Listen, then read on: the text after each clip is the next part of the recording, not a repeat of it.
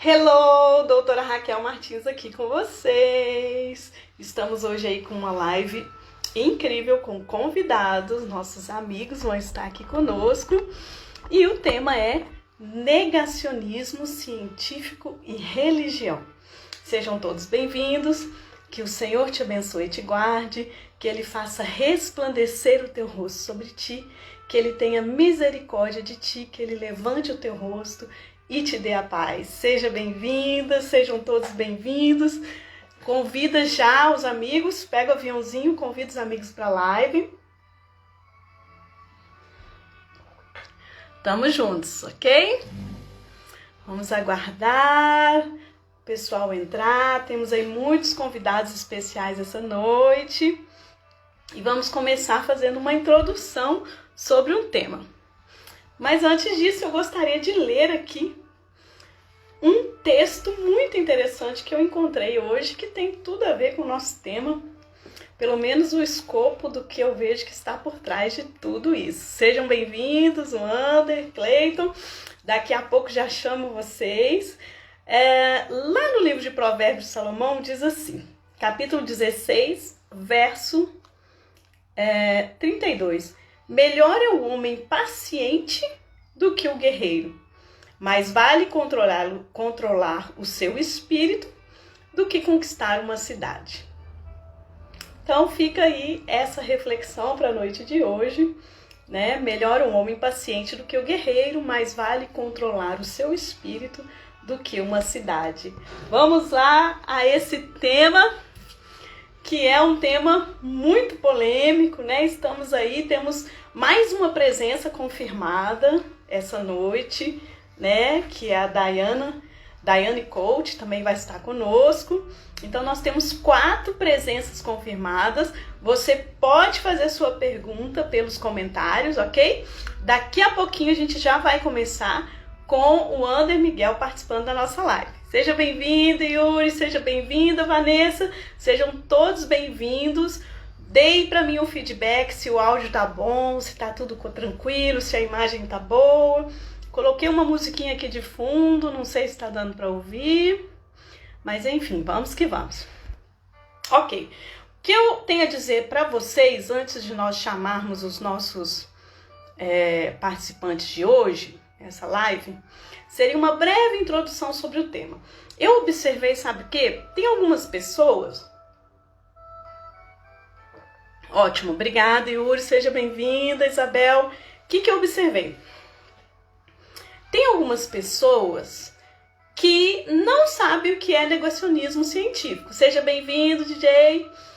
Não sabem o que é anti-intelectualismo. Então, para você que não sabe, né, esse movimento é um movimento real, né, que segundo Hofstede surgiu em 1946 com McCarthy, que foi um político norte-americano. E, segundo esse político, toda inteligência crítica e toda intelectualidade poderia ser nociva à ação de um governo. Então, ele se volta contra os intelectuais da época. Então, para você que não sabia, esse problema do negacionismo científico, ele vem desde o século passado. Vem desde meados do século passado, ele aumenta na década de 60. E o que significa esse negacionismo científico? O negacionismo científico é uma postura, né, em que um grupo de indivíduos considera que outras fontes de conhecimento diferentes do conhecimento científico podem ter mais validade que o próprio conhecimento científico. E muitas das vezes se opõem ao conhecimento científico simplesmente por uma mera oposição. Só que nós vamos ver no decorrer, né, que aí a gente vai chamar os entrevistados, vamos fazer algumas perguntas, e a gente vai ver que tem também, né, por trás dessa discussão, algumas questões políticas, socioeconômicas, não são só questões epistemológicas, né? Mas falando a partir, né? Seja bem-vindo, Luiz. Falando a partir, né, do olhar filosófico, para a gente introduzir esse assunto, o que eu queria destacar para vocês?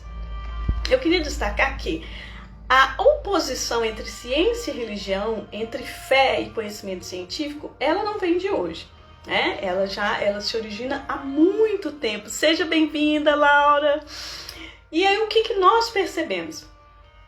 Nós percebemos que, durante um período da história da humanidade, a ciência não era reconhecida como ela é hoje, por exemplo, né? Então, a ciência demorou a ter um reconhecimento no processo histórico da humanidade. E a ciência, ao ser reconhecida como um status de conhecimento legítimo e confiável, né? Quando isso acontece com a ciência, muitas pessoas,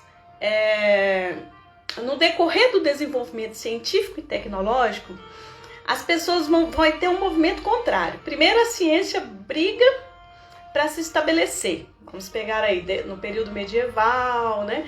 E aí tem a Revolução Científica do século XVII. Então a ciência, ela briga para se estabelecer do ponto de vista epistemológico. O que significa isso? Mostrando que a partir da experimentação é possível eu alcançar conhecimentos que se transformam em teorias ou leis universais e necessárias que nos permitem afirmar algo sobre a realidade. E isso depois, progressivamente, com a Revolução Industrial, é transformado em técnica e em tecnologia. Então hoje nós só temos todo esse desenvolvimento tecnológico, nós só podemos estar aqui hoje, por exemplo, falando através de uma rede, né, social, e utilizar mídias digitais, etc., porque houve um desenvolvimento que começou desde o lado do século XVII e XVIII, com um tipo de conhecimento que é o conhecimento científico experimental, que é utilizado até hoje nas diversas áreas do conhecimento. À medida que o tempo passa, a ciência vai tendo um grau de legitimidade e alcance na sociedade, principalmente na segunda Revolução Industrial, que é do século XIX, onde nós temos um filósofo que vai marcar a história, que é Augusto Comte, que ele vai dizer que a ciência seria, digamos assim, o ápice do desenvolvimento intelectual humano, né? E ele então vai até falar que não havia mais necessidade de religião ou outro tipo de saber, porque a ciência, ela já dava conta de explicar as coisas de modo positivo. Não positivo no sentido de coisa boa, mas positivo no sentido de afirmações que poderiam ser observadas na natureza. Então, fenômenos naturais sendo observados por fenômenos naturais. Uma relação de causa e efeito entre os fenômenos, onde eu chegava a um conhecimento verdadeiro. Seja bem-vindo, Daniel! Então, o que acontece, né?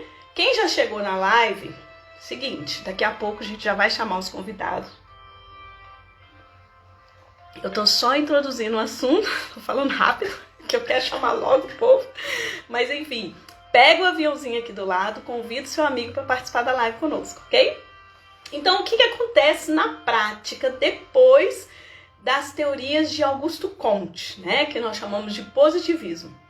Vai acontecer um movimento das pessoas darem tanto crédito à ciência, que nós temos um movimento chamado cientificismo.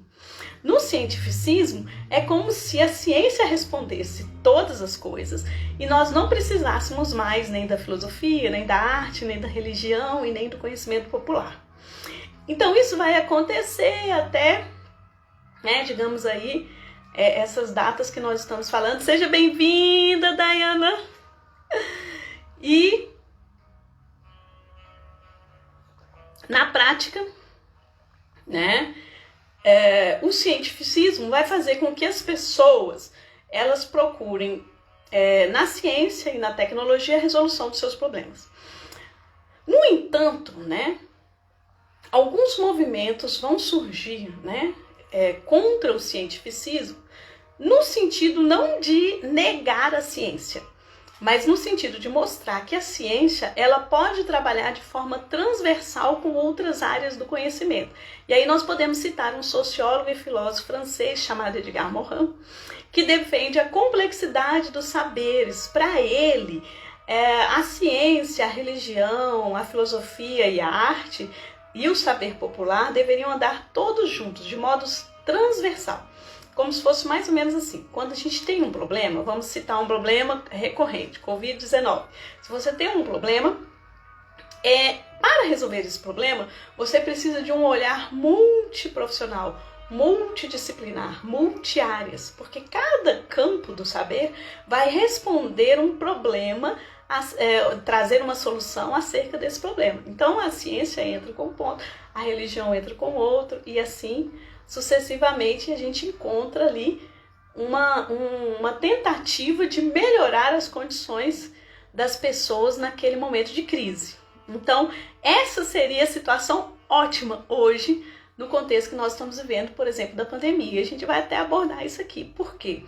Porque o negacionismo científico e o anti-intelectualismo, que a gente está usando aqui praticamente como sinônimo, que é um movimento, como eu disse no início da live, que surge, né, em meados do século passado, que não é de hoje, mas hoje tem sido intensificado através de fake news, né, através do fenômeno que nós chamamos de pós-verdade, né? E em que se constitui isso? Pela velocidade das informações nas mídias, né, o que nós temos uma dificuldade do interlocutor, daquele que recebe a mensagem, ele verificar a veracidade daquela mensagem.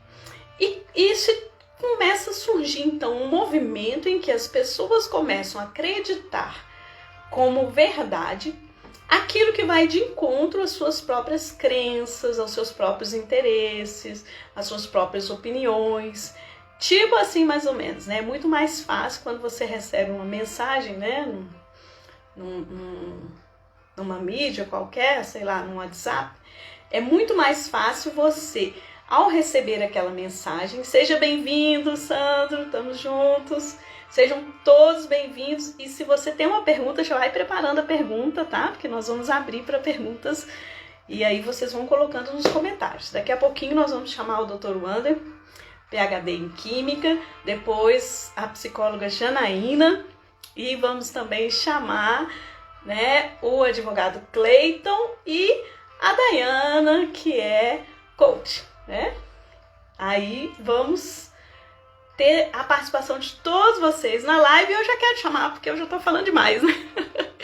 Mas enfim, para finalizar o que eu estava dizendo, o movimento da pós-verdade acaba corroborando com o anti-cientificismo, ou o negacionismo científico, ou o anti-intelectualismo. Por quê? Porque as pessoas acabam acreditando, no volume de informações que recebem, acabam acreditando naquilo que é cômodo a elas, naquilo que vai de encontro ao que elas já pensam sobre um determinado assunto. Então, vamos lá? Eu quero chamar primeiramente o Wander. O Wander é meu amigo de longa data, né? Mais de 20 anos. Aceitou o convite para estar conosco aqui na live, né? Então, eu vou te chamar aqui, Wander, para que você possa entrar conosco ao vivo e a cores. Seja bem-vindo. Vai ficar gravada a live, tá? E nós vamos poder, então... Boa noite, Wander. Boa noite, tudo bom, Raquel? Tudo bem? Bem, e você? Tudo na paz. Aprendendo a trabalhar com essas tecnologias, né? Agora é a vibe do momento, né? Estamos aí, vários seguidores seus já entrando, sejam todos bem-vindos, pessoal. Estamos falando hoje sobre negacionismo científico e religião, e o professor Wander, né, nossa amiga aí de longa data, vai falar um pouquinho sobre isso. Wander, eu peço que você se apresente para nós, falando um pouquinho sobre você, e depois a gente passa para algumas perguntas. Então, boa noite. Eu agradeço à professora Raquel pelo convite e pela oportunidade de estar dialogando um pouco sobre ciência, né? Que neste momento está sendo tão especial e particular a necessidade do apoio à comunidade científica. Exatamente. Formação, com especialidade em análises clínicas, mestre e doutor em ciências da saúde, na sub-área farmacologia. Farmacologia, por coincidência, é a ciência que estuda os fármacos, a origem, desenvolvimento e até chegar à comercialização. Então, com muito prazer que eu participo dessa atividade de hoje. Muito obrigada, Wander, por ter aceitado o nosso convite. A ideia é a gente bater um papo um pouco sobre esse assunto, deixar essa live depois gravada. Obrigada aí pela participação de todos. Quem está entrando agora, manda um aviãozinho, convida o seu amigo também para a nossa live. Então, Wander, eu já quero entrar direto na polêmica do nosso momento hoje, né? Você, como com toda essa sua experiência, né, na área farmacológica, né, tendo toda essa graduação que você tem como pós-doutor, o que a gente realmente pode falar sobre tratamento precoces contra a Covid? O que a gente pode falar realmente sobre a campanha de vacinação? As pessoas têm tantas dúvidas, né? E aí tem tantas informações que para as pessoas que são leigas são repassadas nas mídias, né? E o que o negacionismo científico contribui nesse sentido, né? Bom, primeiramente falar sobre o negacionismo científico, né? Quando você começa a negar a ciência, você começa a não aceitar trabalhos que são feitos em cima de protocolos, em cima de metodologias de estudo que precisam ser analisadas, julgadas, questionadas por diversos comitês. Eu costumo muito brincar com meus alunos e colegas de trabalho, onde a gente fala que para você poder fazer qualquer tipo de trabalho científico, você precisa estudar, corrigir, arrumar. É uma ação feita em conjunta com diversos colegas. Ao contrário, com uma simples afirmação, ela é colocada na mídia ou hoje no Facebook, Instagram, sem nenhum conhecimento, sem nenhuma validação. Então, o nosso trabalho hoje justamente é validar qualquer tipo de atividade, qualquer tipo de ação. Então, quando uma pessoa nega entender a ciência, ela está negando aceitar diversos tipos de linhas de pensamentos que muitas vezes pode até se divergir, mas, no entanto, essas divergências são necessárias para a consolidação de qualquer produto. E pegando o exemplo tão contemporâneo, que é a vacina Covid, a vacina ela é uma forma de tratamento, assim como medicamento, como fisioterapia, acupuntura e assim por diante. O Covid ela é uma patologia viral. Então, existe um agente etiológico conhecido, ele tem Covid-19 pelo fato que ele foi identificado no ano de 2019. Logo, por ser uma ciência nova, não havia nenhuma base científica consolidada, como existe hoje para o câncer, como existe para a AIDS, para a dor de cabeça e assim por diante. Porque são males que já vêm acometendo a humanidade por 30, 40, 50 anos. Ou seja, a ciência ela foi juntando pedacinho por pedacinho, paper a paper, congresso a congresso, capítulo a capítulo, até chegar às consolidações. No caso do Covid, ainda não. Ou seja, ela temos um ano que nós conhecemos ela.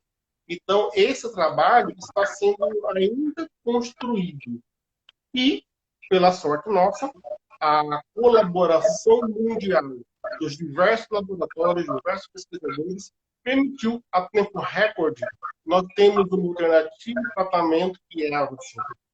Porém, esta vacina precisa ser analisada por um comitê. E no Brasil chama-se Anvisa, que é uma agência independente. Ela vai criticar, mostrar todos os erros para a comunidade científica para que sejam corrigidos, para que possamos um dia estar livre do Covid, como estamos hoje, da poliomielite, da cachumba, da rubéola. Se você olhar a história, são doenças virais que há 50, 60 anos causavam danos terríveis para a comunidade, né? Então, a gente fala que a Wander, comunidade, em geral... Oi. Wander, só uma pausinha. Teve uma pessoa que comentou aqui que está sem áudio. Então, eu queria que mais alguém desse o feedback para nós, se vocês estão nos ouvindo bem, se está tudo tranquilo. Para quem chegou agora, sejam bem-vindos. E se alguém tiver alguma pergunta, pode enviar via comentários, tá?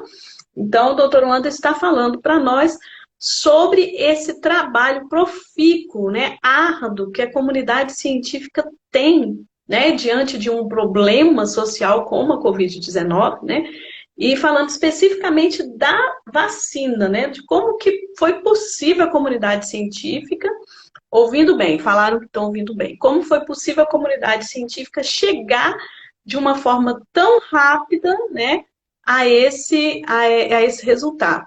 Então, aqui está dizendo, tem uma pessoa dizendo que o professor Wander está falando baixo, está falhando um pouco. Vamos lá, Wander, continue falando, que aí o pessoal vai dar o feedback para nós. Fique à vontade. Então, voltando à temática do Covid, o primeiro desafio foi fazer o diagnóstico. E se você voltar a janeiro do ano passado, nem o diagnóstico sabia como poderia ser feito. Quando começou a ser feito, foi exatamente caro, é difícil de replicar, certo?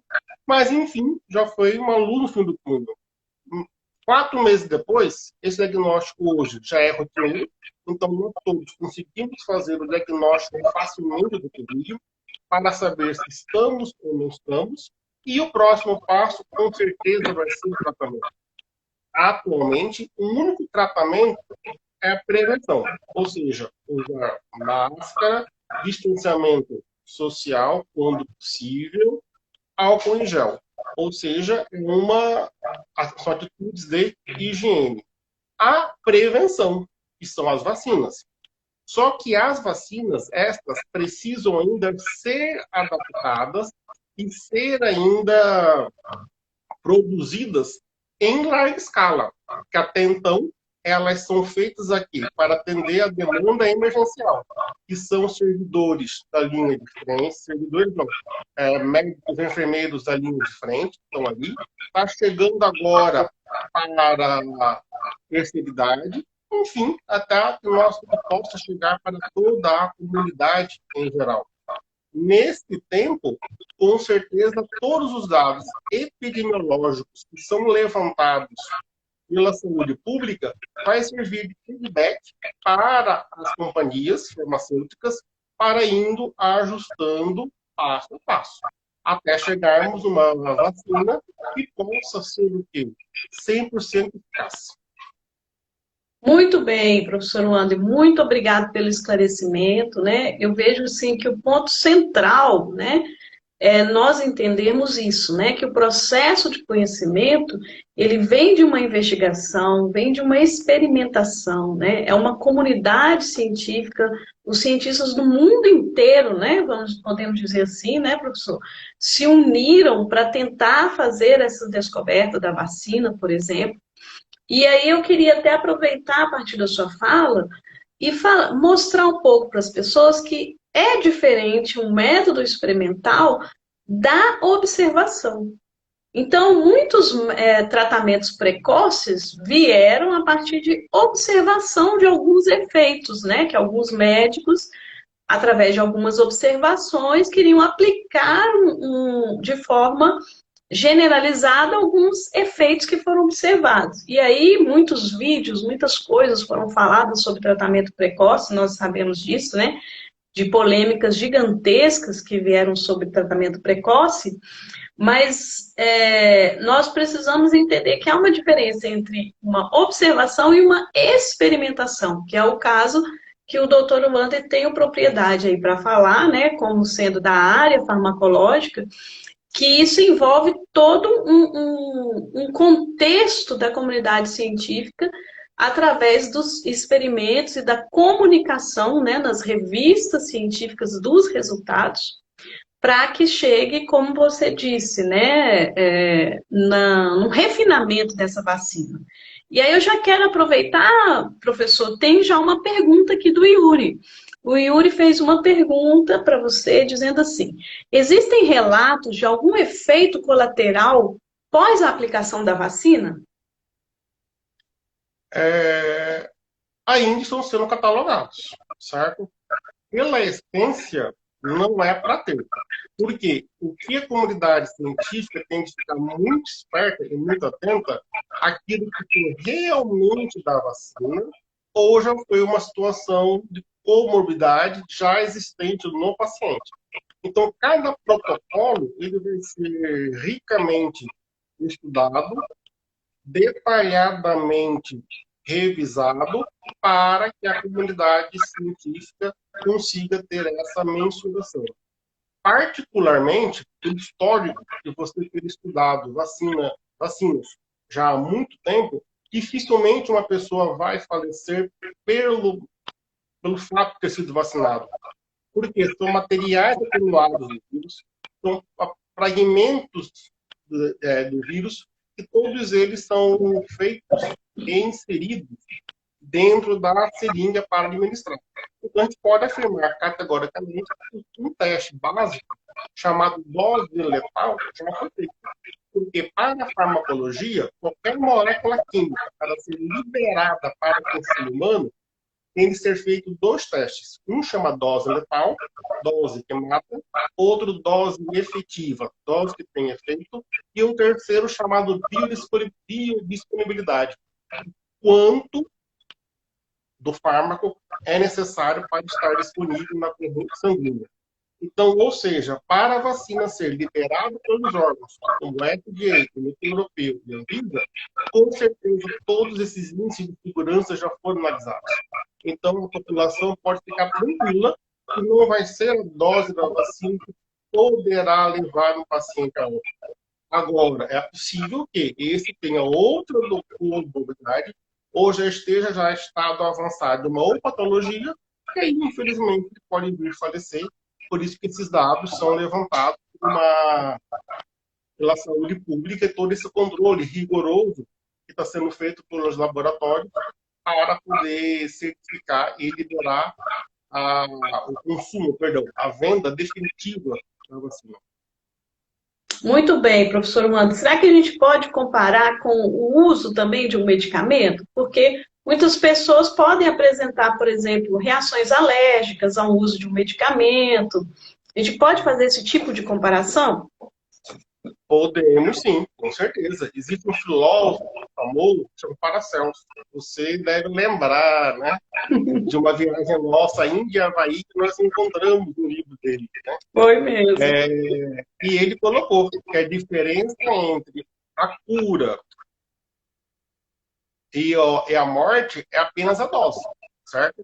Então, qualquer molécula química, ela tem um efeito benéfico e faz parte do pacote efeito maléfico. Aí, consequentemente, o que vai depender da dose utilizada.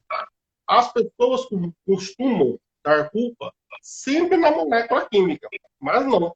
O culpado, a maior parte das vezes, é o homem que não sabe utilizar essa molécula.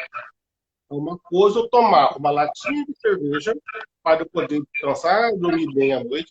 Outra coisa eu tomar 20 latinhas de cerveja, pegar o carro e dirigir.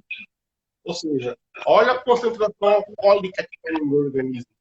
Ou seja, o excesso do álcool na minha corrente sanguínea que vai levar até outros danos em consequência, não a molécula em si. Então, esses testes iniciais, todos já foram feitos. Se não foram feitos, nenhum órgão regulador haveria liberado. Apesar da pressão da população, do anseio, do desejo, mas a ciência é que se prova o contrário, ela ainda é feita com cautela, certo? Extremamente passo a passo, publicação a publicação, até você conseguir chegar a ter um resultado definido, elucidado e seguro.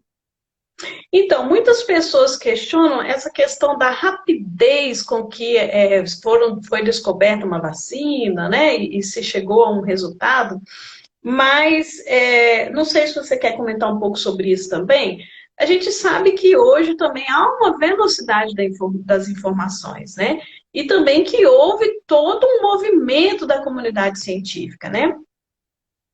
Na verdade, foi uma união global, né? O pesquisador, via de regra, o aluno de mestrado, doutorado, estudante de graduação, logo ele aprende que o dado da sua ciência ele tem que ser divulgado já pronto e acabado. Ou seja, para que não haja plágio, não haja patentes e assim por diante. Então, se fosse um medicamento, tipo assim, um medicamento para pressão arterial, para o controle da hipertensão, já existe no mercado outros medicamentos consolidados. Então, não faz necessidade de nenhum laboratório liberar os estudos rapidamente a todos. Nesse caso, é uma exceção, ou seja, todos os ensaios clínicos, pré-clínicos, químicos e farmacológicos, conforme eles foram sidos feitos, realizados e concretizados, tanto estatisticamente como também a fidelidade, foi publicado. E esses artigos estão na rede. Você consegue jogar ali para quem tem acesso, que são dados públicos, dados livres. Você pode baixar e pode estudar. Então, essa rede de colaboração facilitou tudo que os cientistas brasileiros, chineses, ingleses, alemães, americanos, todos eles trabalharam mutuamente para poder conseguir chegar. Quem está acompanhando a mídia está vendo agora que a Fiocruz, o Butantan, estão atrás do princípio ativo, o ingrediente ativo, farmacológico ativo, chamado de IFA. Essa descoberta foi feita mútua. Então, cada laboratório tem o seu segredo, cada laboratório tem a sua especificidade, mas está sendo distribuído tudo isso pode ser replicado em grande quantidade. O desafio é você fazer a produção em larga escala. Certo? Então, mais logo será sanado, com certeza. A produção em larga escala, a distribuição também, né? Porque algumas vacinas têm um condicionamento específico e a própria vacinação em si, né? E além do modelo, né, Raquel? O modelo ele exige que o seu organismo crie imunidade. Para pessoas leigas entenderem, quando qualquer doença que nós pegamos, o nosso corpo ele vai criar memória, vai criar células de defesa e vai ajudar você a progredir, a não ter a doença novamente. Então, a vacina é um falso vírus, uma falsa doença que vai entrar no seu organismo e vai ensinar o seu organismo a ter células de defesa. Essas células de defesa podem ser para sempre, que é no caso da poliomielite. Lá na infância, nós tomamos a vacina da poliomielite, não precisamos mais, que também é uma doença viral, certo? Ou pode ser sazonal, que é o caso do vírus da gripe. E todo ano nós temos de tomar a vacina da gripe, porque o vírus ele muda facilmente. Então, quem vai responder isso é só o tempo. É só o tempo que vai dizer. Então, as vacinas de hoje preconizadas são 2 doses.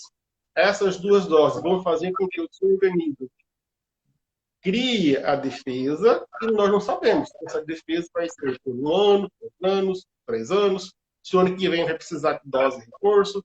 Tudo isso vai ser o quê? Passo a passo, certo? E a nossa geração é que vai ser testemunha popular desse fato. Nós estamos tendo esse privilégio de sermos testemunha ocular desse fato. Exatamente. Tanto do sofrimento quanto das soluções, né? Tudo, geral. Nós somos sofredores. Então a gente tem de repente você é obrigado a perder o quadro disso. De repente você é obrigado a criar alternativas dentro da sua casa para você conseguir ensinar. Assim não foi tudo. Mas porque nós temos de resguardar nesse momento para que a ciência, a tecnologia, as indústrias consigam fazer alternativas para que a gente possa sobreviver, certo? E damos suspiro também para a equipe médica, que está ali à frente, para atender aquelas pessoas que estão cometidas, não só pelo Covid, como as outras doenças que infelizmente continuam, né? aqui no nosso dia a dia. Exatamente. Eu vou fazer mais uma última pergunta para o professor Wander, mas se você tiver alguma pergunta, pessoal, pode fazer a pergunta nos comentários, ok? Nós temos mais convidados para essa noite, então eu vou chamar daqui a pouco a psicóloga Janaína, que vai falar também desse tema no aspecto psicológico, né, social. Mas uma pessoa perguntou sobre a questão das doses, né? Mas creio que você já respondeu. Ela perguntou se tem alguma vacina com uma única dose, né? Você quer complementar mais alguma coisa sobre isso? Teve uma pessoa que perguntou.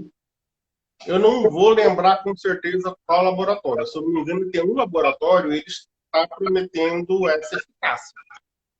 Realmente, eu não vou lembrar de cabeça agora, mas tem um laboratório que desenvolveu nos seus estudos que a eficácia chega a apenas uma dose. Então, farmacologicamente falando, toda molécula química ela é administrada no corpo e ela pode ser eficaz ou não. O que é eficaz? Para resolver o problema. Eu estou com dor de cabeça, vou lá para o meu analgésico, o analgésico resolveu o problema. Então, quer dizer que o analgésico foi eficaz para a minha dor de cabeça naquele momento. Mas, muitas vezes, o analgésico não consegue ser eficaz. Então, eu vou ter que entender o porquê do não dessa eficácia. É o que vamos ver a partir de agora. Então, as vacinas são administradas, as pessoas serão monitoradas e nós vamos entender cada vez mais pelos grupos de estudos, certo? Quantos anticorpos foram produzidos, quanto tempo isso foi, e nós vamos entendendo, né? E tudo ao seu tempo a partir de agora. Eu acho muito interessante o pacto mundial que foi feito, de as vacinas serem todas gratuitas. Então, os laboratórios estão fazendo com preços bem subsidiados. O mercantilismo, nesse momento, não entrou na onda. A minha preocupação, no momento, era, não, a gente vai desenvolver, a gente vai ter uma corrida de preços, aquele que puder pagar, paga. Quem não puder, não paga. Então, a Organização Mundial de Saúde fez um brilhante trabalho à frente sobre isso, das entidades, para poder conseguir esse equilíbrio técnico-científico.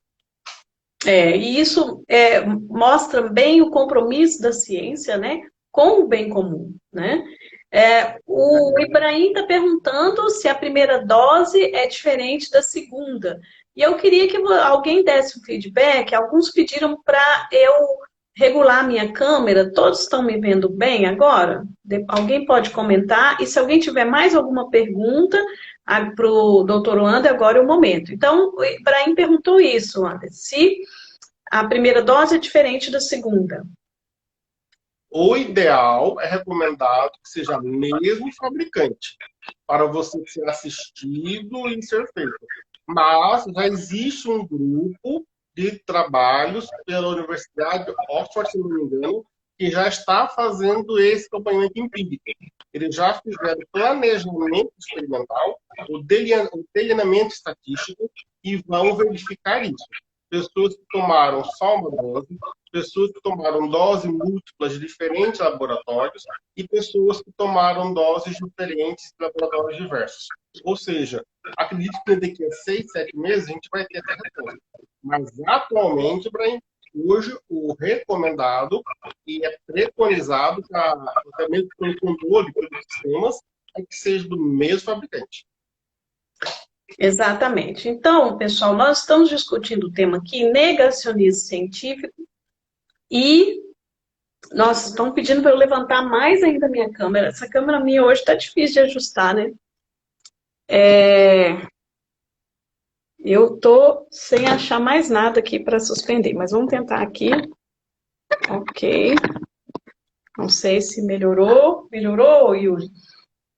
Então, professor Wander, como nós tínhamos falado desde o início, né? O que prejudica, o que é prejudicial, né, com o negacionismo científico, é o fato, né, das pessoas negarem a credibilidade do trabalho científico que é feito, como, né, você esclareceu para nós, é feito através de uma comunidade, é feito através de experimentação, há uma comunicação desses resultados, há uma comunicação entre a comunidade científica, né? E o negacionismo, ele vai, digamos assim, no contexto que a gente vive hoje, né? Da rapidez da informação nas mídias digitais, ele vai levar as pessoas a acreditarem, confiar em informações que não foram testadas, não foram fundamentadas, né, através de experimentos e que são vinculados, como você disse, a pessoa vai lá, acredita em algo que alguém mandou no WhatsApp, pronto, né? E aí, assim, você é uma pessoa que tem um olhar bem do ponto de vista acadêmico, né? E aí eu queria saber, assim, como que você vê essa relação do negacionismo com a religião em si? De que forma que você vê o ambiente religioso em relação a essa questão do negacionismo? Raquel, como professor de bioquímica, nós temos um tópico que chama evolução celular. Então, como que a célula, como que o organismo se organizou e como o planeta e suas principais teorias da origem, formação e desenvolvimento do universo. Então, no primeiro momento que eu coloco, quando tinha quadro, quando tinha transparência, eu fazia duas colunas, religião e ciência, e fazia esse paralelo. Ou seja, o que era baseado na religião, o que era baseado na ciência. A religião, ela é baseada na crença, na tua fé e em preceitos já idealizados. E você vai analisar se você acredita, analisar se as respostas são do seu acordo, certo? E você vai tomar sua decisão, sim ou não. Você não vai contestar. Não tem como chegar e contestar alguma crença de alguém. Eu preciso respeitar essa crença. Ciência não. Ela já é fundamentada em hipótese, em metodologia. Ou seja, vai haver crítica. Vai haver o quê? Dedo na ferida. A ciência ela não está para você apenas acreditar. Você precisa contestar. E essas contextualizações vão transformando os dados, vão transformando as informações. Então, aquilo que era 2050, talvez não vai ser. Então, se hoje nós estamos preocupados com o Covid, provavelmente, né, Raquel, daqui a 20 anos, trabalhando juntos ainda, né, a gente vai lembrar das nossas aulas. Lembra, lá em 2021, a gente falava sobre o Covid, porque já ultrapassou.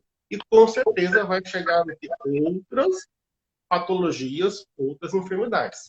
Então, ao meu ver, a ciência e a religião, elas não se contradizem diretamente. Na verdade, elas se complementam para contribuir para o desenvolvimento do ser humano. E o homem, ele vai buscar aquilo que te fortalece, aquilo que te acalma, certo? Se ele acredita que uma religião vai te favorecer no tratamento, ótimo. Com certeza vai fazer bem. O que não pode fazer é deixar de tomar o medicamento acreditando que vai ser curado apenas pela fé. Então, isso eu não recomendo ninguém fazer, certo? Mas, com certeza, a relação dos dois é fundamental e tem artigos que a neurociência já prova que pessoas que têm fé, que acreditam, os cérebros produzem maior concentração de neurotransmissores como adrenalina, serotonina, que são responsáveis pelo bem-estar, pelo prazer e assim por diante. Então, com certeza, as duas coisas precisam caminhar juntas dentro do possível e cada uma respeitando o seu limite. E negação, gente, é algo que não existe. Hoje estamos numa sociedade moderna, avançada, temos de reconhecer uns aos outros e aceitar as diferenças, particularidades de cada um, certo? Exatamente, muito bom, André. Gostei muito dessa sua fala final, que coaduna um pouco do que a gente tem preconizado aqui no nosso perfil, né? Temos aí todas as terças-feiras essa live. A ideia é trazer uma teologia bíblica que seja uma teologia pública, né? Ou seja, você pensar os princípios do cristianismo aplicação para a nossa vida, que possa trazer esclarecimento, e não o contrário. Porque a nossa própria fé, ela precisa ser também razoável, né? E a nossa fé, ela também busca o bem-estar, não só do indivíduo, né? Mas o bem comum. Então, é muito interessante, né? E eu propus esse tema porque eu observo, né? Tanto no meio acadêmico quanto no meio religioso, de certa forma, essas diferenças, né? Como se um lado estivesse um contra o outro. E, na realidade, nós precisamos estar aliados, né? Nos momentos de crise, para trazer o esclarecimento às pessoas. Agora, do ponto de vista epistemológico, no caso que é a minha área, filosofia, o que mais me preocupa é o movimento da pós-verdade. Porque o movimento da pós-verdade, ele leva ao anti-intelectualismo e o negacionismo por colocar como critério de verdade a lógica do testemunho. Ah, eu vi que deu certo, eu vi que é assim, então é verdade. Então, aquilo que aconteceu com fulano pode acontecer comigo. Assim, alguém experimentou assim, vai funcionar comigo também, né? E essa lógica do testemunho, ela é muito comum no ambiente religioso, né? De você comprovar as coisas pela fé, digamos assim, né? E considerar aquilo no âmbito da fé. Mas é como você acabou de dizer, a fé é algo muito singular. É algo que ou a pessoa crê ou não crê. Não cabe a nós julgarmos a fé de um ou a fé de outra pessoa. Então, cada um professa a sua fé e tem uma razão de ser da sua fé. Nós não podemos transpor o que se aplica no âmbito da religião para o âmbito científico. Porque no âmbito científico não é o testemunho da fé ou o testemunho dos sentidos que vai dizer. Ah, então eu vejo a linha do horizonte, a Terra é plana. Não é o testemunho dos sentidos que vão dizer o que é a realidade, né? É exatamente os estudos experimentais. Então, a base, né, como você diz, você tem uma hipótese, você experimenta e você chega a uma conclusão. Essa é a base epistemológica do conhecimento científico. Então, se eu quero contestar algo do ponto de vista científico, eu preciso usar essa mesma lógica, e não o contrário. Então, a minha preocupação e que me levou a trazer esse tema no nosso perfil aqui é exatamente essa. O fato de, do ponto de vista mesmo intelectual mesmo, crítico, está havendo uma confusão. O critério de validade e de verdade no âmbito científico é um, o critério de verdade e validade no âmbito religioso é outro. Os dois têm funções sociais distintas e podem caminhar juntos. Mas quando um começa a interferir como critério no outro, isso pode gerar confusão. Então é importante essa capacidade crítica, porque, infelizmente, né, o movimento da pós-verdade tem um aspecto político, né? E se beneficia da rapidez que as informações vêm pelas mídias digitais. Então, a informação ela vai tão rapidamente que a pessoa que é leiga, ela não tem aquele tempo hábil nem de confrontar aquela informação. Ela não sabe nem como confrontar, não é mesmo? Por exemplo, se chega para você hoje uma informação sobre um filósofo, né? Na correria do seu dia a dia, para você ir lá e confrontar se aquilo é verdade, se não é, né? Assim, se aquele filósofo disse aquilo ou não disse. Você vai levar todo um tempo. A mesma coisa para mim, que sou leiga na área de farmacologia, chega lá uma informação sobre a vacina. Então, você não está naquele contexto para você discutir toda a validade daquele conhecimento. Então, é exatamente a partir dessa rapidez das informações que as pessoas se beneficiam, né, com as fake news e etc. Né? Questões políticas e econômicas acabam sendo Deve geradas. lembrar, né? Quando a gente fez mestrado, não vamos falar quanto tempo aí, né? Que a gente fez É, mestrado ficando depois, né? Você verdade. lembra de dificuldades que era que seja um artigo científico?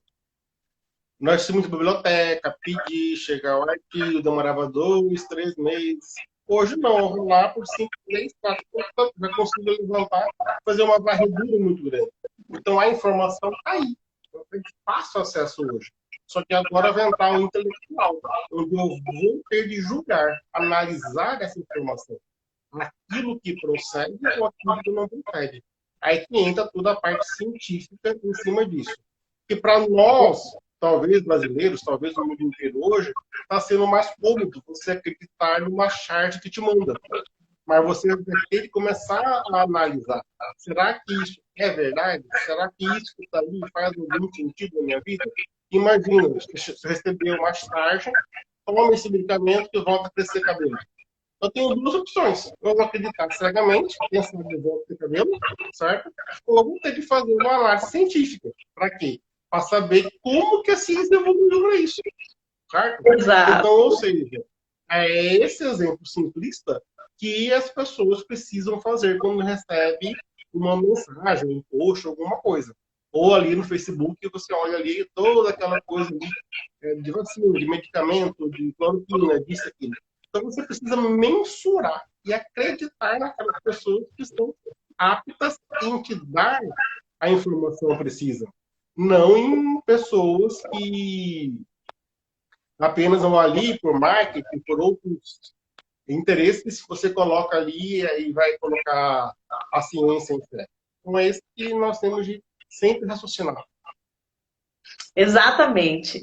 O Ander tem um comentário aqui da professora Carolina, eu vou ler e aí depois vou te passar a palavra novamente para você fazer a sua palavra final, né, para o pessoal que está nos seguindo. E eu peço a todos que continuem. Nós estendemos um pouco na fala do Dr. Wander, mas acredito que foi muito importante. Mas nós temos ainda outras pessoas que vão falar um pouquinho conosco. Então, a Carolina está dizendo assim, ó, eu tenho tentado combater as informações falsas propagadas entre os membros da minha igreja. Tento levar a informação correta. Acho que deve ser meu papel como cristã e como educadora. O conhecimento liberta, fala o professor Ioane. E o Ibrahim também diz: quem mente ou propaga mentira faz a vontade do pai da mentira. Então, nós, né, aí, como foi dito pelos colegas, temos um compromisso, né, também como cristãos, com a verdade. E aí é importante entender essa discussão dos critérios de verdade, para a gente não entrar nessa confusão que está hoje, né, em relação a esse tema. Wander, faz a sua palavra final, o que você gostaria assim, de deixar como uma mensagem final, ou um alerta, não sei, e para a gente convidar Janaína. Fique à vontade. Aqui eu gostaria de parabenizar pelo seu canal, pelas atividades que você tem feito, que tem propagado, que a gente possa apenas trabalhar com ciência, com segurança e, sempre que possível, falando a verdade e ter muita paciência nesse ano de 2021. Eu acredito que já passamos pelo momento mais difícil, mas precisamos ainda ficar um pouco em casa, em segurança, para que as indústrias e o governo consigam atender a todos com a vacina e com isso nós teríamos mais segurança para voltar ao nosso cotidiano. Uma boa noite a todos e muito obrigado. Agradeço a oportunidade. Muito obrigado, Wander, pela sua participação. E aqui nós temos mais gente falando também aqui, Darine, meus queridos colegas. Vou agradecer demais o convite. Dayana, desculpa, não é a Darine, desculpa, Dayana. Mas não poderei ficar até o final. Amei o tema, muito pertinente para o momento. Me coloco à disposição para novas trocas em outros momentos. Obrigada, Daiane. Vamos sim, vamos marcar um outro momento. Muito obrigada, professor Wander. E vou desconectar o professor Wander agora. Vocês continuem conosco, que eu vou chamar a psicóloga Janaína, doutora também. Tudo de bom, Wander. Abraço.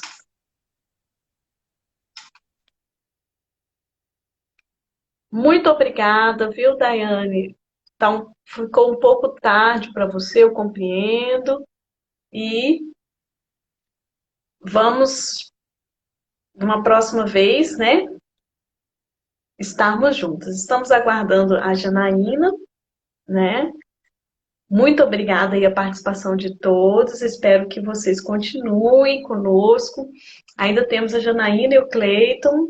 Cleiton, te peço um pouco de paciência, né? Janaína, já mandei a solicitação, é só você aceitar. Vai ficar gravado, tá, gente? Estamos aguardando a Janaína entrar.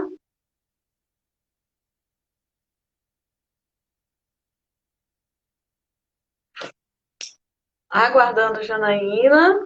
Vou enviar novamente. Janaína, estamos enviando a solicitação para você. Aí agora é só você aceitar e entrar conosco ao vivo e a cores. Doutora Janaína, doutora na área de educação, pedagoga e psicóloga, que vai estar participando conosco também na live. Cleiton, você está aí? Está na escuta? Se Janaína não entrar, vou chamar você.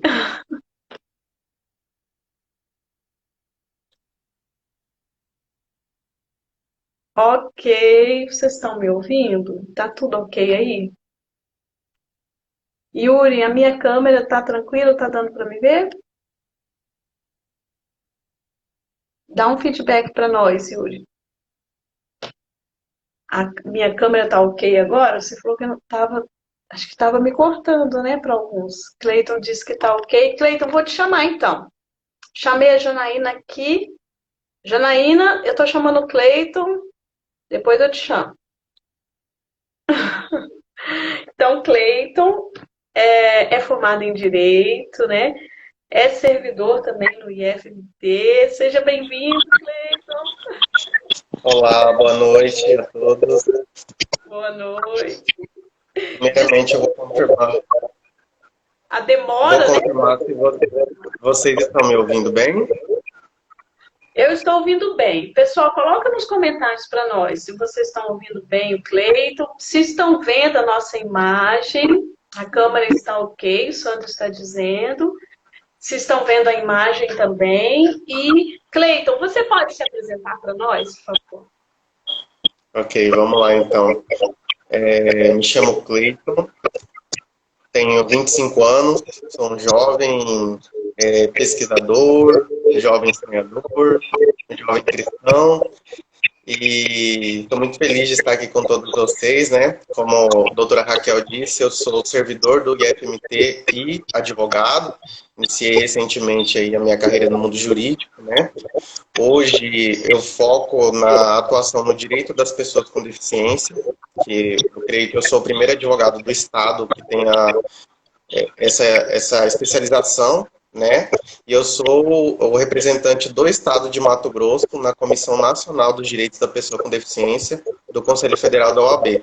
Então é um nicho novo aí que eu estou adentrando e muito feliz em estar aqui com todos vocês, porque é um tema muito caro para mim, um tema assim que eu, desde adolescente, eu foquei muito nele, nesse diálogo entre fé e ciência, né? E a gente vai estar falando mais um pouquinho sobre isso aí no decorrer da live. Cleiton, muito obrigado pela sua presença, ter aceitado o convite. E eu achei interessante você reforçar a questão da sua idade, né? Porque nós vamos ter uma outra visão. Eu acho que o jovem hoje tem enfrentado, por exemplo, a questão do Covid e essas discussões hoje de uma forma diferente, né? Tá dando uma microfonia. Eu acho que é isso, Cleiton. Você está com o computador e celular ligado ao mesmo tempo? Pode ser isso? Eu estou com dois celulares, um momentinho. Eu acho que é lá. Eu estou falando até para eu desligar o meu microfone, mas eu acho que é lá. Pessoal, nós ainda temos o Cleiton e a Janaína. Se você quiser pegar um aviãozinho ali do lado, convidar alguém para estar conosco na live, e você que está aqui até agora, fique até o final, ok? E, então, assim, eu quis convidar o Cleiton para a gente ver uma outra perspectiva, né? Diferente do ano, que já é uma pessoa com uma experiência na carreira científica um pouco maior, né? Mais tempo, e um pouco de eco. Eu não eco ainda. Vamos passar um pouquinho se o Cleiton consegue resolver. Eu tô tentando ver aqui o que pode estar acontecendo, mas deve ser no meu celular mesmo. Mas você está com o computador e celular ligado junto, não? Você está nos dois, não? Não, tá não. Microfone você tem? Porque às vezes colocando o microfone resolve. Deixa eu ver aqui se o fone de ouvido. Acho que o fone de ouvido não vai resolver. O fone não? Vamos tentar. Vamos tentar. Ok, muito bem. Sejam todos bem-vindos. Aqui Ama, Marilza, todos que estão entrando agora. Quem eu não vi aqui, que entrou, mas sejam todos bem-vindos. Estamos conversando agora com o Cleiton. E fala para nós, Cleiton, para ver se melhorou. Não, agora nós não estamos te ouvindo. Não estamos te ouvindo, Cleiton. Você está me ouvindo? Não estamos te ouvindo. Não estamos te Ouvindo, ouvindo. mas eu acho que é o equipamento mesmo. Vou ver aqui se eu ter que trocar pro. Melhorou? Tudo que melhorou. Então vamos lá, Cleiton. Eu queria saber de você o seguinte: você, como operador do direito, como dentro dessa área jurídica, militante na questão dos direitos humanos, na inclusão, né? Para você, o que o negacionismo científico e a religião podem interferir no bem comum, né? E pela propagação dos direitos humanos? Qual que é essa relação, né? Vamos lá. Não estamos te ouvindo. Está me ouvindo agora? Agora sim. Eu acho que vai ficar dando microfonia. Espero que vocês consigam me ouvir. Ok. Mas vou abaixar o volume aqui e daí eu acho que assim vai funcionar melhor, né? Ok. Tá me ouvindo? Dá um joinha. Joinha, estamos Joinha. Beleza, então eu acredito que o negacionismo científico tem sido muito perigoso em diversos aspectos, né? Desde aspectos de segurança pública, né? Nós conversamos um pouquinho sobre o Covid-19, né? E eu penso até no avanço assim, do bem-estar social, né? O direito, nós estudamos muito isso, né? O direito voltado para as pessoas, o direito não voltado apenas para um conjunto de normas ou construção de regras processuais, mas para o bem-estar das pessoas, para o avanço da vida social, né? Para uma maior harmonia social. Então, eu creio que esse movimento, não é tão... Na verdade, ele é antigo, né? Como a doutora Raquel já disse anteriormente. Porém, recentemente ele ganhou notoriedade em nosso meio devido às redes sociais, né? Nós tivemos um avanço muito grande do acesso das pessoas à ciência, né? Só que nós não tivemos uma alfabetização científica, se eu posso dizer assim, né? Então, as pessoas elas têm acesso a dados científicos, mas elas ainda não compreendem sobre a metodologia científica, né? Como são construídos esses dados científicos, o quão rigoroso é esse processo, né? Então, eu sempre penso, eu tenho alguns livros aqui, eles são da cor vermelha, né? Eu não cheguei a essa denominação vermelho, né, à toa. Alguém analisou e falou, não, isso aqui é vermelho, né? Não é tão simples assim, né? Isso, existe um processo que empiricamente vai ser comprovado e vai ser demonstrado através de dados, né? Então, muitas vezes a população, e eu digo dentro do meu próprio meio, né, na igreja, as pessoas por medo por desconhecimento, né, de como funciona o processo científico e de quanto a ciência pode ser boa, né, pro desenvolvimento da humanidade, as pessoas assumem essa postura, né, de negacionismo. E hoje nós temos movimentos negacionistas que muito me preocupam, né, porque a gente está tentando evoluir nos direitos humanos, né, na busca do respeito à pessoa humana, e existem movimentos que estão indo no sentido contrário, né? Eu estava lendo sobre o movimento de negação do nazismo, né? O nazismo foi uma das maiores tragédias aí da da história da humanidade, né, e muito recente, né, temos pessoas vivas ainda, e existem grupos hoje crescendo cada vez mais na Europa, nos Estados Unidos e chegando ao Brasil, que negam esse fato histórico, né, como se o nazismo não tivesse acontecido e ele fosse uma invenção dos historiadores. Então, são movimentos que muito me preocupam e por isso eu acho que a gente tem que ter mais espaços como esse, né, para trazer informação de qualidade, né, trazer esclarecimento e também tirar esse mito de que existe um conflito constante e uma oposição constante entre fé e ciência, né? Exatamente, né? E é nesse ponto que eu queria também te fazer uma pergunta. Pessoal, quem tiver pergunta para o Cleiton, pode mandar nos comentários, tá? Nesse sentido, Cleiton, para você que é uma pessoa, né, que está na carreira acadêmica, no ambiente acadêmico, que tem essa aspiração, né, e também professa e pratica a fé cristã, você é membro de uma igreja, você frequenta, né, e tem toda uma relação com o ambiente religioso também. Fala um pouco para nós sobre esse estranhamento que às vezes existe, né? Do meio acadêmico em relação à religião e da religião em relação ao meio acadêmico, científico. Fala um pouco para nós sobre isso. Certo. Então, como eu disse, eu sou cristão, né? Sou protestante. E dentro do meu meio, digo, na igreja, né? No meio religioso em si, existe, na verdade, um medo, né? Existe um medo de que em algum momento vai ser provado algo, ou vai ser criado algo que vai fazer as pessoas deixarem de acreditar no que elas acreditam, né? E nós somos, desde cedo, desencorajados a ser intelectuais, né? E é um conflito na mente, principalmente do jovem, né? Eu sempre fui um jovem que estudei muito. Eu até falo, isso é um dom. Eu não escolhi ser nerd, né? Eu nasci nerd, Deus me fez assim. E glória a Deus por isso. Então, eu sempre vivi um conflito, porque muitas vezes eu era desencorajado a fazer uma faculdade. Minha mãe sempre tinha muito medo. Minha mãe falava assim, para de estudar, você vai ficar louco. Porque eu vivia em cima de livros desde sempre, né? Não parava de estudar, deixava de brincar para estudar mais.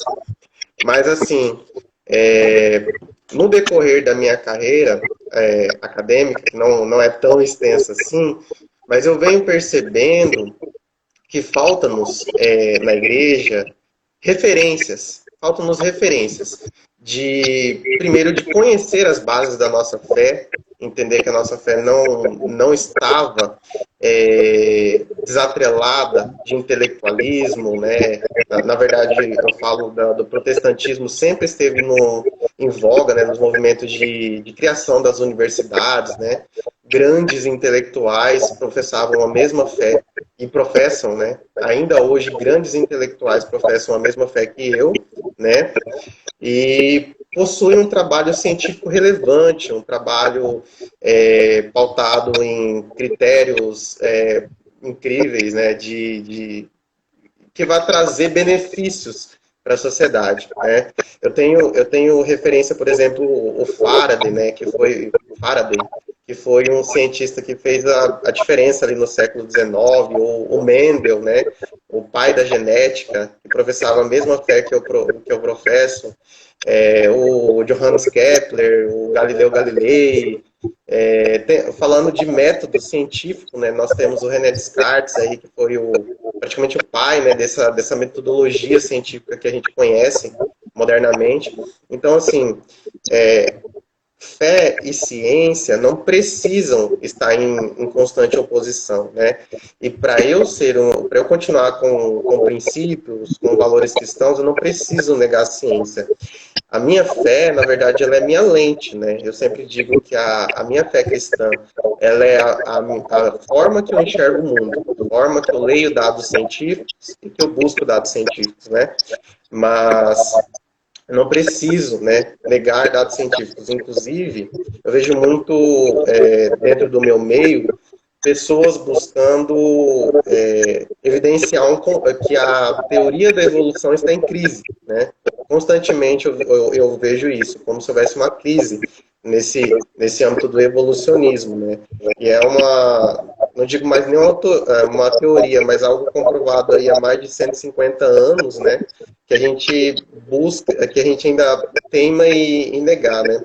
Mas falta referência lá nas igrejas para dizer para as pessoas que elas não precisam deixar de crer em Deus, ou crer na Bíblia, ou crer em Gênesis, né? Que eu creio piamente em Gênesis, para aceitar, né, o que o conhecimento científico tem provado, né, através de metodologia científica.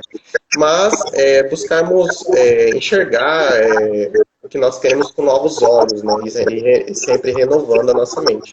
Então, eu acredito que há sempre um caminho, mas falta um pouco materiais, né, materiais de base para que as pessoas possam se desenvolver enquanto pessoa religiosa, né, e pessoa científica. Não são duas pessoas diferentes, né, nós somos uma pessoa só, então a gente não precisa dissociar esses dois seres. Exatamente. Quando uma pessoa, né, senta num banco de uma faculdade para estudar, por exemplo, né, ela chega lá com uma epistemologia de partida, né, com uma cosmovisão, né, independente da religião, da cultura, da origem, ela já tem, né, algumas coisas que são pressupostos para ela. Então, esse indivíduo que vai galgar uma carreira acadêmica, que vai construir conhecimento científico, que vai beneficiar a humanidade. Da mesma forma que o conhecimento religioso também beneficia, né, a humanidade de alguma forma. Então, o nosso objetivo, né, enquanto comunidade global, é buscar o bem comum, é vivermos melhores como pessoas, né, isso independente do contexto em que você está. E eu concordo com você, né? Inclusive nós participamos, né? O Max entrou aqui também na live, não sei se ele já saiu, e também todos que entraram posteriormente, que eu não cumprimentei, sejam todos bem-vindos. Se alguém tiver alguma pergunta para o Cleiton, faça, porque eu vou fazer a última pergunta para ele e aí a gente vai chamar a psicóloga Janaína. Mas, Cleiton, eu vejo assim que o grande desafio, né? E eu coloco assim, digamos assim, o meu papel em xeque, né? Porque o grande desafio, muitas vezes, da comunidade acadêmica é fazer o que você disse logo no início, a alfabetização científica. Então, muitas pessoas não são alfabetizadas cientificamente, não são ensinadas a fazer essa leitura do conhecimento científico, né? Muitas vezes nós temos lá, digamos, na educação básica, né, que vai até o ensino médio, uma repetição de conceitos, ao invés de realmente instruir as pessoas em como interpretar os dados científicos, em como se posicionar criticamente perante a realidade, como defender o seu próprio posicionamento, até mesmo numa fé, né? Então, assim, o que a gente tem proposto um pouco por aqui é nesse sentido, né? De que o indivíduo ele saiba dar razões da sua fé e que ele saiba também conhecer, né, as outras áreas de conhecimento, saiba fazer esse diálogo, né? E aí eu queria que você desse uma palavra final para o pessoal que está aqui conosco, e também vai ficar gravado, né? Em relação a esse contexto mesmo que nós estamos vivendo hoje, do Covid, do negacionismo científico, do anti-intelectualismo, pelo fato de muitas pessoas que professam uma fé estarem envolvidas, né, digamos assim, propalando o negacionismo científico. O que você diria em termos de equilíbrio para nós hoje, nesse contexto em que nós estamos lutando aí contra a Covid-19? Então, o que eu sempre gosto de afirmar e pensar é que eu preciso ter paciência, né, com as pessoas. É um processo muito recente, esse processo que nós vínhamos conversando de alfabetização científica, até dentro da minha própria igreja, né? E por medo a gente acaba negando, né, os dados científicos. Eu lembro no início da pandemia, né, quando eu compartilhei os primeiros dados, eu vinha acompanhando muitos materiais em inglês, traduzido do mandarim para o inglês, para tentar entender o que estava acontecendo na China, né? E eu entendi que a situação não era simples, né? A situação, o que a gente enfrentaria durante o ano não era simples, era algo muito maior do que a gente tinha enfrentado aí, pelo menos nos últimos 100 anos da humanidade. E tentar explicar isso cientificamente para as pessoas da minha igreja é difícil, né? Foi muito difícil. Muitas pessoas diziam assim, mas a gente não pode parar um país, né, com o lockdown, por exemplo, porque vai ter 3 a 5 mil mortes. Né? Eu falei, tá, mas a gente não vai ter 3 a 5 mil mortes, né? Não é isso que os dados dizem, e agora a gente vivencia isso na pele, né? Nós já estamos aí com mais de 230 mil mortes, podendo chegar a 500 mil, 700 mil no decorrer da pandemia. Então, é muito importante que a população esteja esclarecida, né, com dados, com informação de qualidade, que a população desenvolva esse senso crítico, né, de análise de dados, de análise do que é fake e o que é fato, né. O G1 tem esse quadro, né, o que é fake, o que é fato. A gente crê muito, né, no que é superficial. Quando você começa a desenvolver um senso crítico, você começa a questionar as coisas, né? E é no questionar que nós sabíamos desde fevereiro que o coronavírus poderia ser perigoso, né?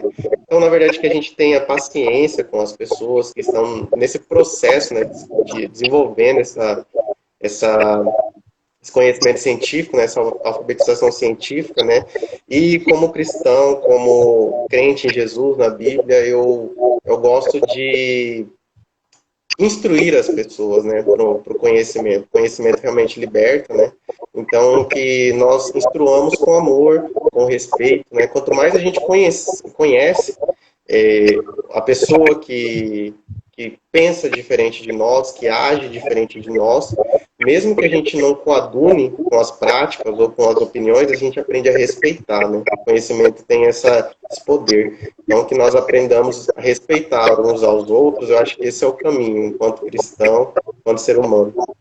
Obrigado. Muito bem, Cleiton, eu que agradeço, muito boa a sua participação, né? Paciência, né? O doutor Wander também falou sobre isso. E respeito, sim, respeito. Isso é muito importante, que possamos, através disso, ter equilíbrio, né? Para termos dias de um pouco mais de saúde e paz, né? No nosso meio. Quero agradecer aí a participação de todos. Obrigado, Cleiton, por ter aceitado o convite. Eu vou pedir, então, para você sair para a gente chamar a Janaína. Eu tô vendo aqui, eu não tô conseguindo desconectar você. Aí acho que você que vai desconectar por aí. E muito obrigado mesmo, estamos juntos. Vou deixar aí gravado no canal. O pessoal tá falando parabéns, muitos curtindo aí a sua fala. Obrigado pela participação de todos. E vamos chamar então a Janaína. Deixa eu ver aqui. Eu não estou conseguindo desconectar o Cleiton para conectar a Janaína. Janaína, você já está com tudo pronto para você participar e aí logo nós já estamos encerrando, ok, pessoal?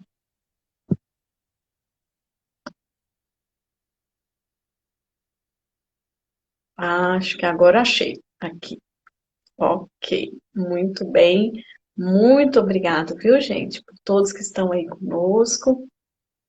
Muito obrigado mesmo. E Janaína acho que deve estar com algum problema de conexão, viu, gente? A princípio, Eliane Barros ia participar conosco, mas ela teve um imprevisto, ela indicou a Janaína, né? E a Dayana também iria participar conosco, mas como a gente acabou estendendo um pouco, né? Ela provavelmente não pôde ficar até o final, ela tem uma criança pequena, mas enfim. Então, nós vamos já partindo para o encerramento, né? Já desconectou, né? Nós estamos também bem avançados no horário, né? Mas eu agradeço aí a todos que ficaram até o final, agradeço a vocês pela participação. E para encerrar, né, esse tema e essa discussão, eu queria trazer, né, a nossa memória, né, qual que é o nosso papel mesmo, né, digamos assim, enquanto seres humanos, enquanto pessoas, né, que é não pensar apenas em nós mesmos, né, nas nossas necessidades, mas naquilo que é melhor para o bem comum. Então, infelizmente, hoje, né, nós vivemos dois fenômenos que eu posso dizer assim, que são até prejudiciais ao nosso convívio social, né? Um deles, obrigada, Cleito, Cleito falando muito feliz. Um dos movimentos que nós temos é de movimentos autoritários, né, que tem acontecido em alguns governos, e outro movimento interessante é o neopopulismo. E é complexa essa discussão porque nós vemos que no meio religioso tem alguns líderes religiosos que estão aderindo a esse neopopulismo, onde é mais importante, né, você ter pessoas te seguindo, igrejas lotadas, do que realmente o compromisso, né, com a verdade ou com aquilo que vai causar o bem-estar de todos, né? Então, é muito importante que a gente não se esqueça disso, né? Não se esqueça que tudo que nós construímos aqui na Terra não é só para nós, né? Mas é para um legado para toda a humanidade.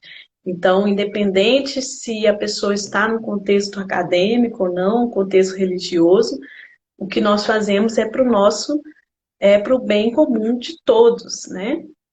Independente do posicionamento político, econômico, mesmo da modalidade de governo, etc., mas o fim, né, o objetivo final é o bem comum. Então, eu acredito que poderíamos encerrar pensando nisso. O Sandro está dizendo aqui, está bem de óculos, professora. Pois é, estreando aí óculos novo.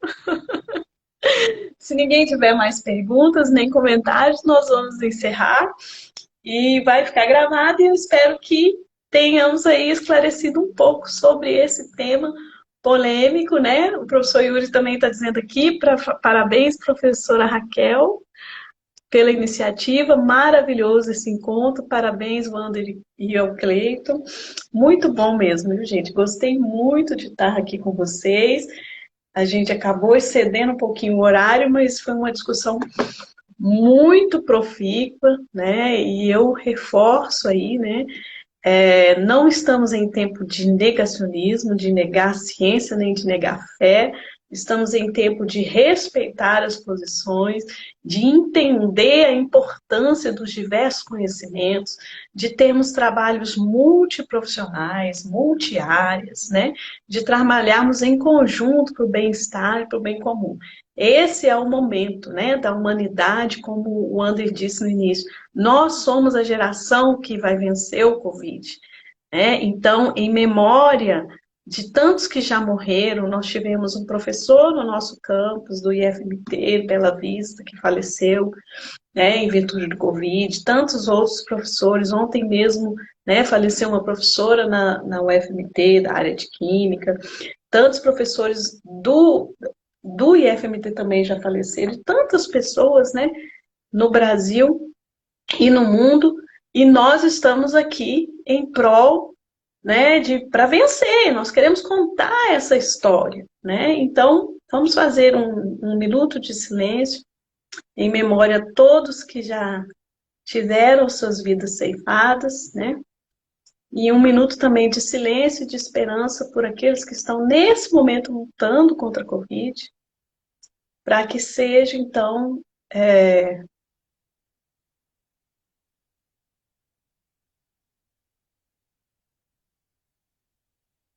para que sejamos, então, solidários, né, com tudo isso que tem acontecido. Até a próxima. Beijo grande, tudo de bom para vocês. Obrigada a todos por tudo.